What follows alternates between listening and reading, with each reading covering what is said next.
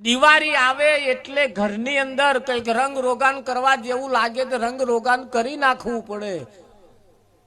જૂના વાહન જે કઈ કાટ ચઢ્યા હોય એને ધોઈને સાફ સૂફ કરીને કમ્પ્લીટ કરીને વારી જોડીને કમ્પ્લીટ કરી ધનતેરસ ને દાડે ધન ધોવા જેવું લાગે પાછું ધોઈ નાખવું પડે કે નહીં ધોવાનું. પણ આ જગતની દિવાળી બહારની દિવાળી અમને આવી લોકોની કેલેન્ડર વાળી, પણ એમની પોતાની જે દિવાળી છે હજુ સુધી આવી નહીં. હા, કેલેન્ડર વાળી દિવાળી દેશની દિવાળી આવી. એ દિવાળી અંદર મેં કાટ માળ જે હતો બધો કાઢ્યો, એને સાફ સૂફ કર્યું, ધન ધોયું, જૂનો વાહન હતો એને ધોયો. પણ આ મનની મેં કાટ પડ્યો તો એ કોઈ ધોયો? એ તાર કાટ આપણે કઈ દિવાળીએ ધોઈશું? તો એના માટે દિવાળી આવે છે, એના માટે દિવાળી. જો કાટ મનનો ધોવો હોય તો મનમાં પડેલો જે કાટ છે એ આ કાટ કાઢવા માટે લોકો મહીસાગરમાં નાહવા જાય છે. કેટલા નદીઓમાં નાહવા, કેટલી નદીઓમાં નાહવા જાય છે. શું કરવા? પાવન થવા હતું, કાટ કાઢવા હતું.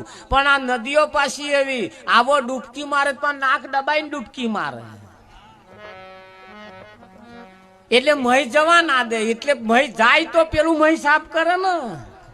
આ ઉપલ્યો મેલ ધોવાઈ જાય. તો આ ઉપલ્યો મેલ ધોવો હોય તો આપણા ઘરની ચકલીએ પાણી આવે એમાં ના ધોવાય?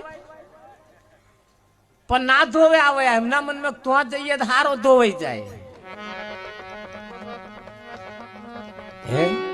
હા, મહિનો મેલ કાઢવાનો છે. અંદર જે મેલ પડ્યો છે, મન મારું લોઢા જેવું તેનો લોપ સારો રે,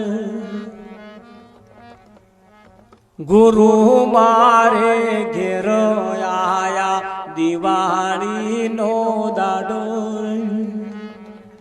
જેદાર સદગુરુ આપણે ઘેર આવે, કોઈ સંત જેદાર આપણે કોઈ ઘેર આવે તેદાર સમજવું આજ આપણી દિવાળી. વેવાઈ પધારે ને તેદાર તો અમોહની રાત. હા, એ બધા અમોહે જ આવે. તેદાર અંધારી રાત સમજી લેવું. એ તો વંશ પરંપરાગત છે જ. હગવાલો જે આવે બધું વંશ પરંપરાગત છે જ.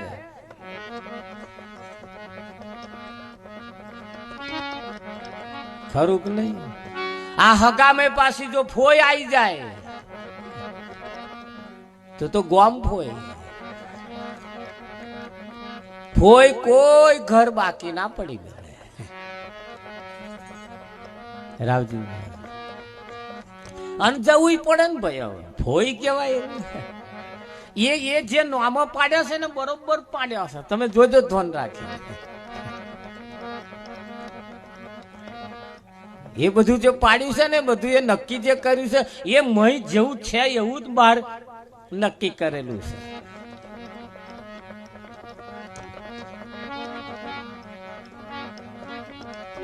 એટલે આપણા માટે દિવાળી સદગુરુ કોઈ સંત જયારે આપણે ઘેર આવે તેદાર આપણા મહિનો મેલ કાઢે.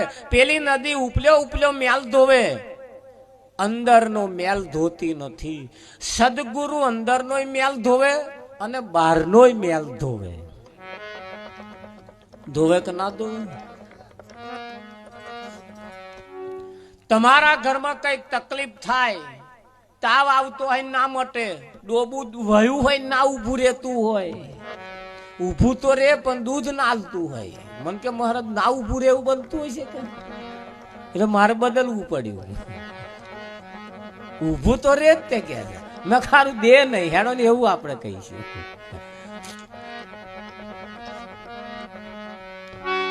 ના દેતું હોય, છોકરાનું છોકરું રડરડ કરતું હોય એટલે આવે આ પાછા કોઈ ભુવાની પાસે જાય ને એ આ પાછા કઈ ઘઉં પેલા દોણા નાખે. શું નાખે?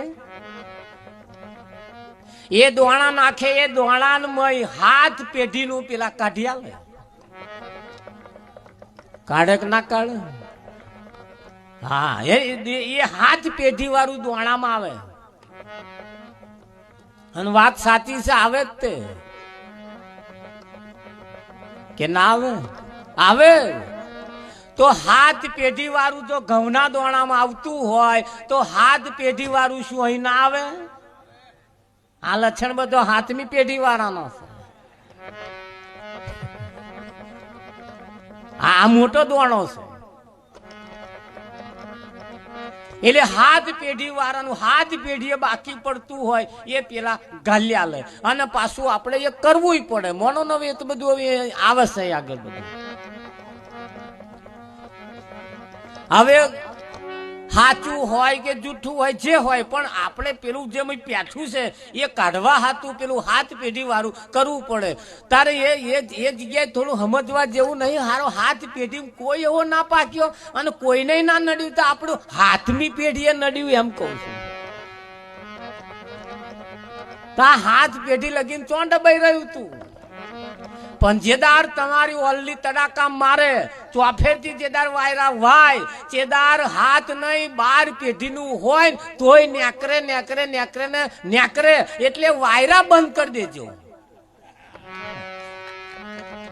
એ વાયરા બંધ કરો તો પેલું આવે તો મને કહેજો. પણ હા તો કાગડા ને બેહવું ડાર ને ભાગવું. જેદાર તમે બધો છાડા પોલામ પોલ મેલો ચેદાર કોકનું કોક પહેહે પહેહે પહેહે પહેહે ને પહેન ચેદાર તમારા જ પાક બગાડે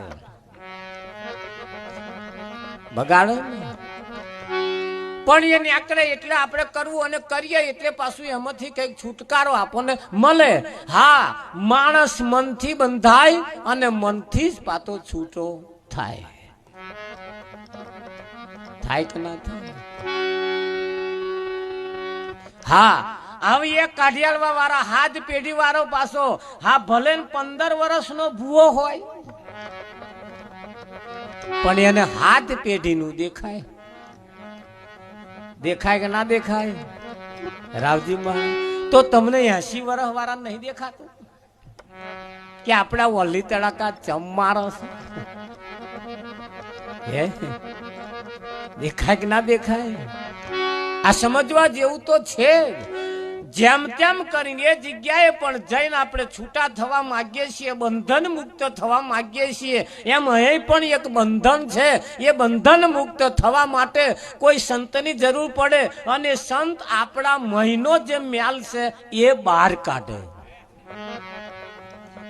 હા રાવજી,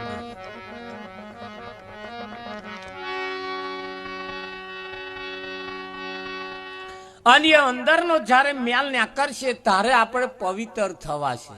એટલે કહ્યું કે પહેલા પાવન થાવ. શું થવાનું? પાવન થવાનું. હવે પાવન થવાનું બધે છે. માતાજીના ઓટલે તમે બેઠા હોય એટલે પેલા પાછા પાણી છોટા નાખે. શું નાખે? રીત તો બધે હરખી જ છે. પાણી છોટા નાખે. હવે જેના ઉપર પડે એવો પાછો પાવન.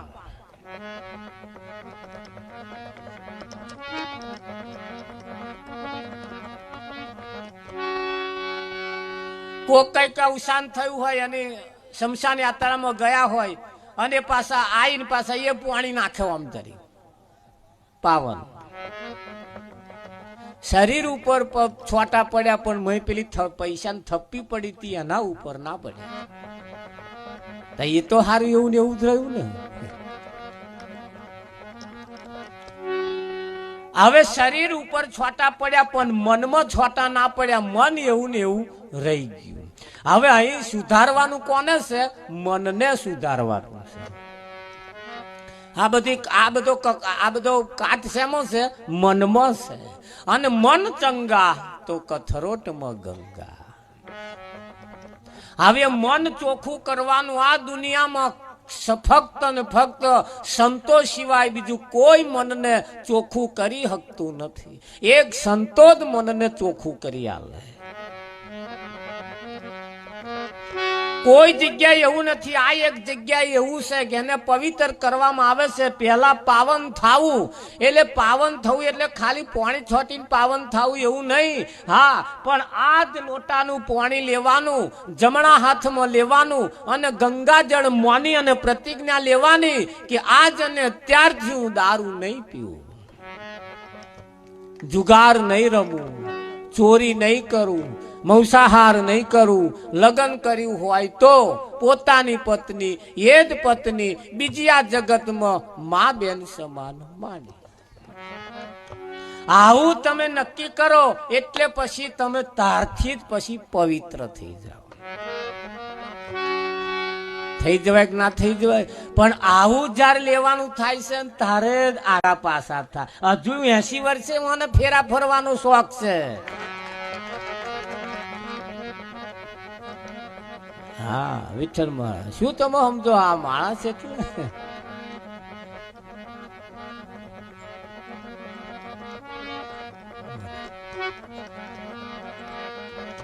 હમણે એક જગ્યાએ અમે ગયા હતા, પ્રતિજ્ઞા આલવા બેઠા એટલે પત્ની વાળું આવ્યું.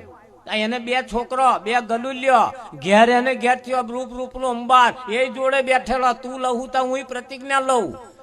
2 જણો બેઠા. આ જયારે બોલવાનું થયું કે મહારાજ એ થોડું ઓછું ફાવશે, એટલે જોડે વાળાએ કહ્યું તે લે ને એમ શું હતો. બોલો,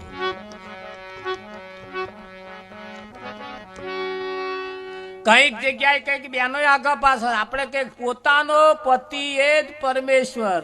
એ મહારાજ સારું ઓછું ફાવશે રાવજી મહારાજ. આ એક કંઠી એવી છે, ગુરુજીના નામની હો માળા છે ડોકમાં, ગુરુજીના નામની હો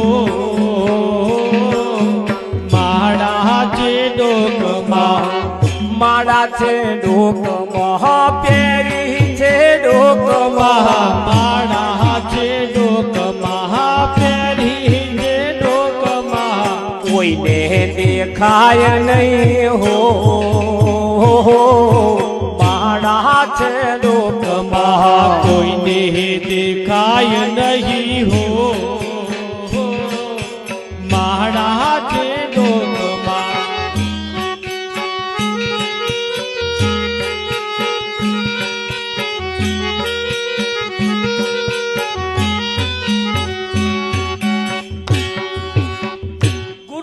નામની માળ પહેરી છે ડોકમાં, કોઈને દેખાય નહીં કે ઓને માળા પહેરી છે, પણ એને પોતાને દેખાય. પેલી તુલસીના મણકાની માળા લાવો, ડાકોર જઈને વેચાતી લાવો, લાઈન ગરામ પહેરો, કોક ઝાપટ મારે તૂટી જાય. એ કોક નાહી તૂટે, પણ આ જે માળા અમે જે કહીએ કોઈના હી ના તૂટે, એ તમે પોતે તોડો તો તૂટે. આવી માળા પહેરવાની થાય તાર આગા પાછા આગા પાછા આગા પાછા. હવે કલ્યાણ અમો છે, મુક્તિ અમો છે, સદગતિ અમો છે, ફાયદો અમો છે. હે ખરું કે નહીં? આ 5 વિષયની અંદર રજવાડો જતો રહ્યો. આ 5 વિષયની અંદર ભલ ભલાનો માલ મિલકત રફે દફે થઈ ગઈ. થઈ ગઈ કે ના થઈ ગઈ? જેના નોમની જય બોલાવી હતી, જેના નોમના છળી પોકારાતા, એવા અમન અમદ મરી ગયા, કશું લેવા ના રહ્યા. અને એવા ને એવા તો મરી ગયા, પાછા એવા એમનું ને એમની વસ્તી પાછા એવી ને એવી મુકતા ગયા.